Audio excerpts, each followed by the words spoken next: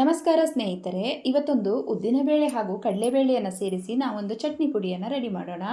ಈ ಒಂದು ಚಟ್ನಿ ಪುಡಿಯನ್ನು ನಾವು ರೆಡಿ ಮಾಡಿ ಸ್ಟೋರ್ ಮಾಡಿ ಇಟ್ಕೊಂಡ್ರೆ ನಮಗೆ ಯಾವಾಗ ಬೇಕೋ ಆವಾಗ ಈ ಚಟ್ನಿ ಪುಡಿಯನ್ನು ನಾವು ಒಂದು ಸ್ವಲ್ಪ ತುಪ್ಪದ ಜೊತೆ ಅಥವಾ ಎಣ್ಣೆ ಜೊತೆ ಸೇರಿಸಿ ಉಪಯೋಗಿಸ್ಕೊಂಡ್ರೆ ತುಂಬಾ ರುಚಿಕರವಾಗಿರುತ್ತೆ. ಈ ಒಂದು ಚಟ್ನಿ ಪುಡಿಯನ್ನು ಮಾಡೋದು ಹೇಗೆ ಅಂತ ನೋಡ್ಕೊಂಡು ಬರೋಣ ಬನ್ನಿ. ಮೊದಲಿಗೆ ನಮ್ಮ ಚಾನಲನ್ನು ಯಾರಾದರೂ ಹೊಸಬರು ನೋಡ್ತಾ ಇದ್ದರೆ ಪ್ಲೀಸ್ ಸಬ್ಸ್ಕ್ರೈಬ್ ಮಾಡ್ಕೊಂಡು ನೋಡಿ. ಇವಾಗ ಚಟ್ನಿ ಪುಡಿ ಮಾಡುವ ವಿಧಾನವನ್ನು ನೋಡೋಣ. ಈ ಚಟ್ನಿ ಪುಡಿಯನ್ನು ಮಾಡಲು ಬೇಕಾಗುವ ಸಾಮಗ್ರಿಗಳು, ಇಲ್ಲಿ ನಾನು ಅರ್ಧ ಕಪ್ ಉದ್ದಿನಬೇಳೆ, ಅರ್ಧ ಕಪ್ಪು ಕಡಲೆಬೇಳೆ, ಹಾಗೆ 1 ಕಪ್ಪು ತೆಂಗಿನ ತುರಿ ಅಂದರೆ ಕೊಬ್ಬರಿ ತುರಿ, ಹಾಗೆ ಒಂದು 20 ರಿಂದ 25 ಬ್ಯಾಡಗೆ ಮೆಣಸಿನಕಾಯಿ, ಒಂದು ದೊಡ್ಡ ಲಿಂಬೆಹಣ್ಣು ಗಾತ್ರದ ಹುಣಸೆಹಣ್ಣು, ಸ್ವಲ್ಪ ಕರಿಬೇವು, ಹಾಗೆ ರುಚಿಗೆ ತಕ್ಕಷ್ಟು ಉಪ್ಪು.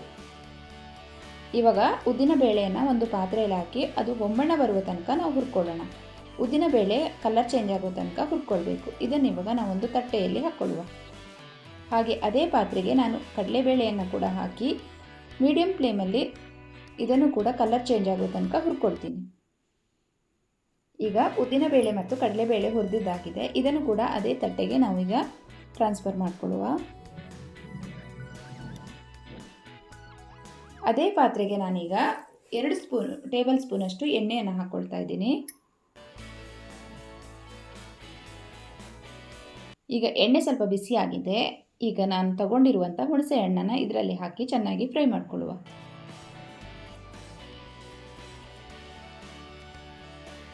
ಹುಣಸೆ ಹಣ್ಣನ್ನು ಸ್ವಲ್ಪ ಕಲರ್ ಚೇಂಜ್ ಆಗೋ ತನಕ ನಾವು ಹುರ್ಕೊಳ್ಬೇಕು.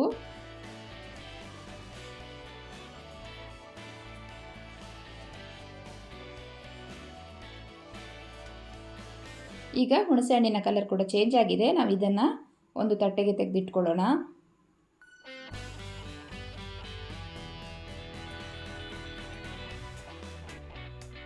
ಅದೇ ಪಾತ್ರೆಗೆ ನಾನು ಮೆಣಸಿನಕಾಯಿಯನ್ನು ಹಾಕಿ ಹುರ್ಕೊಳ್ತಾ ಇದ್ದೀನಿ. ನೀವಿಲ್ಲಿ ಖಾರ ಜಾಸ್ತಿ ಬೇಕು ಅನ್ನೋರು ಗುಂಟೂರು ಮೆಣಸಿನಕಾಯಿಯನ್ನು ಸೇರಿಸ್ಕೊಳ್ಳಿ.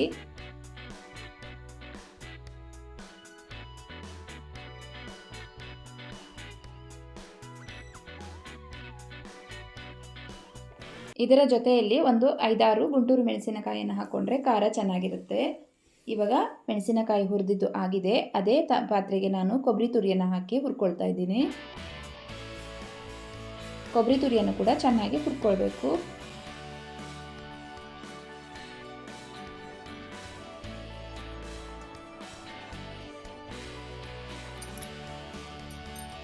ಈ ಕೊಬ್ಬರಿ ತುರಿಯ ಜೊತೆಗೆ ನಾನು ಕರಿಬೇವನ್ನು ಸೇರಿಸ್ತಾ ಇದ್ದೇನೆ. ಕರಿಬೇವನ್ನು ಕೂಡ ಹಾಕಿ ಚೆನ್ನಾಗಿ ಫ್ರೈ ಮಾಡಿಕೊಳ್ಳುವ. ಕರಿಬೇವು ಹಾಕೋದ್ರಿಂದ ಚಟ್ನಿ ಪುಡಿಗೆ ಘಮ ತುಂಬ ಚೆನ್ನಾಗಿ ಬರುತ್ತೆ. ಹಾಗೆ ಕರಿಬೇವು ನಮ್ಮ ಆರೋಗ್ಯಕ್ಕೆ ಕೂಡ ತುಂಬಾ ಒಳ್ಳೆಯದು.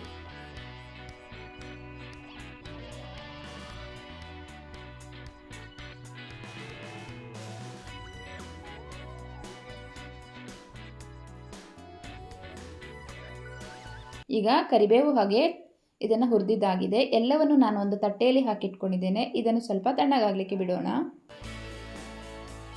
ಎಲ್ಲವೂ ಕೂಡ ನಾವು ಹುರಿದಿರುವಂಥ ಐಟಮ್ಸ್ಗಳು ತುಂಬ ಚೆನ್ನಾಗಿ ತಣ್ಣಗಾಗಬೇಕು. ಈಗ ನಾನು ಒಂದು 2 ಸ್ಪೂನಷ್ಟು ಬೆಲ್ಲ ತಗೊಂಡಿದ್ದೇನೆ. ರುಚಿಗೆ ತಕ್ಕಷ್ಟು ಉಪ್ಪು. ಈಗ ಇದನ್ನೊಂದು ಮಿಕ್ಸಿ ಜಾರಲ್ಲಿ ಹಾಕಿ ಪೌಡ್ರ್ ಮಾಡ್ಕೊಳ್ಳುವ. ಮೊದಲಿಗೆ ನಾನಿಲ್ಲಿ ಮೆಣಸಿನಕಾಯಿ ಹಾಗೂ ಹುಣಸೆಹಣ್ಣನ್ನು ಹಾಕಿ ಪೌಡ್ರ್ ಮಾಡ್ಕೊಳ್ತಾ ಇದ್ದೀನಿ. ಈ ಚಟ್ನಿ ಪುಡಿಯನ್ನು ತುಂಬ ನುಣ್ಣಗೆ ರುಬ್ಬುವ ಅವಶ್ಯಕತೆ ಇಲ್ಲ. ಯಾಕಂದರೆ ಸ್ವಲ್ಪ ತರಿತರಿಯಾಗಿದ್ದಾಗ ಚಟ್ನಿ ಪುಡಿ ತುಂಬ ಚೆನ್ನಾಗಿರುತ್ತೆ.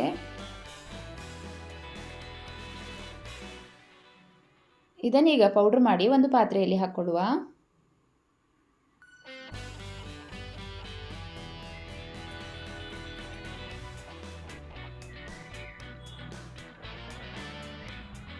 ಈಗ ನಾವು ಉಳಿದಿರೋ ಪದಾರ್ಥಗಳು ಇದೇ ರೀತಿ ಪೌಡ್ರ್ ಮಾಡ್ಕೊಂಡು ಬರೋಣ. ಉದ್ದಿನಬೇಳೆ ಕಡಲೆಬೇಳೆನೂ ಕೂಡ ತುಂಬ ನುಣ್ಣಗೆ ರುಬ್ಕೊಳ್ಬೇಡಿ, ಅಂದರೆ ಪೌಡ್ರ್ ಮಾಡ್ಕೊಳ್ಬೇಡಿ. ಸ್ವಲ್ಪ ತರಿತರಿಯಾಗಿರಲಿ. ಜಾಸ್ತಿ ತರಿತರಿನೂ ಅಲ್ಲ, ಜಾಸ್ತಿ ನುಣ್ಣಗೆ ಅಲ್ಲ, ಆ ರೀತಿ ಸ್ವಲ್ಪ ತರಿತರಿಯಾಗಿದ್ದರೆ ಸಾಕು. ಅಷ್ಟರ ತನಕ ಇದನ್ನು ನೀವು ಪೌಡ್ರ್ ಮಾಡ್ಕೊಳ್ಳಿ. ಇವಾಗ ಇದನ್ನು ಕೂಡ ಇದರಲ್ಲಿ ಹಾಕ್ಕೊಳ್ಳುವ.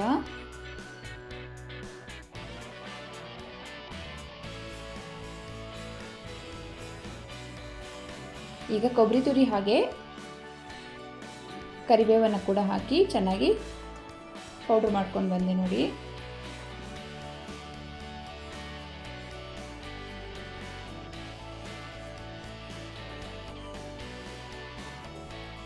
ಇದನ್ನು ಚೆನ್ನಾಗಿ ಮಿಕ್ಸ್. ಈಗ ಅದೇ ಮಿಕ್ಸಿ ಜಾರಿಗೆ ಒಂದು 2 ಸ್ಪೂನು ಬೆಲ್ಲ ಹಾಗೆ ರುಚಿಗೆ ತಕ್ಕಷ್ಟು ಉಪ್ಪನ್ನು ಹಾಕಿ ಪೌಡ್ರ್ ಮಾಡ್ಕೊಳ್ತೀನಿ. ನೀವು ಕೊಬ್ಬರಿಯನ್ನು ಪೌಡ್ರ್ ಮಾಡ್ಕೊಳ್ಳುವಾಗಲೇ ಇದನ್ನು ಸೇರಿಸಿ ಪೌಡ್ರ್ ಮಾಡ್ಕೊಳ್ಳಿ, ಪರವಾಗಿಲ್ಲ. ಈಗ ಅದನ್ನು ಕೂಡ ಇದರಲ್ಲಿ ಹಾಕ್ಕೊಳ್ಳೋಣ. ಎಲ್ಲವೂ ಕೂಡ ಚೆನ್ನಾಗಿ ಮಿಕ್ಸ್ ಮಾಡ್ಕೊಳ್ಳೋಣ. ಈಗ ಚಟ್ನಿ ಪುಡಿ ತುಂಬ ಚೆನ್ನಾಗಿ ಮಿಕ್ಸ್ ಆಗಿದೆ, ಚೆನ್ನಾಗಿ ಮಿಕ್ಸ್ ಮಾಡ್ಕೊಳ್ಬೇಕು. ಈಗ ಒಂದು ಪಾತ್ರೆಯಲ್ಲಿ ಹಾಕ್ಕೊಂಡಿದ್ದೇನೆ. ಇದಕ್ಕೆ ಒಂದು ಒಗ್ಗರಣೆ ಹಾಕಿದರೆ ನಮ್ಮ ಚಟ್ನಿ ಪುಡಿ ರೆಡಿ ಆಗುತ್ತೆ. ಇವಾಗ ಒಗ್ಗರಣೆ ಹಾಕೋಣ. ನಾನಿಲ್ಲಿ ಒಂದು 2 ಟೇಬಲ್ ಸ್ಪೂನು ಕೊಬ್ಬರಿ ಎಣ್ಣೆಯನ್ನು ತಗೊಂಡಿದ್ದೇನೆ. ಕೊಬ್ಬರಿ ಎಣ್ಣೆಯಲ್ಲಿ ಹಾಕೋದ್ರಿಂದ ಅದರ ಫ್ಲೇವರ್ ತುಂಬ ಚೆನ್ನಾಗಿರುತ್ತೆ. ನಿಮಗೆ ಯಾವ ಎಣ್ಣೆ ಇಷ್ಟ ಆಗುತ್ತೋ ಅದನ್ನು ಹಾಕ್ಕೊಳ್ಳಿ. ಇಲ್ಲಿ 1 ಸ್ಪೂನು ಸಾಸಿವೆ, 1/4 ಸ್ಪೂನು ಇಂಗು ಹಾಗೆ ಸ್ವಲ್ಪ ಕರಿಬೇವನ್ನು ಹಾಕ್ಕೊಳ್ಳೋಣ. ಇವಾಗ ಈ ಒಗ್ಗರಣೆ ತುಂಬ ಚೆನ್ನಾಗಿ ಸ್ವಲ್ಪ ಫ್ರೈ ಆಗಲಿ. ಈಗ ಇದನ್ನು ನಾವು ಚಟ್ನಿ ಪುಡಿಗೆ ಸೇರಿಸ್ಕೊಳ್ಳೋಣ. ಎಣ್ಣೆ ಸಮೇತವಾಗಿ ಚಟ್ನಿ ಪುಡಿಗೆ ಸೇರಿಸ್ಕೊಳ್ಳೋಣ.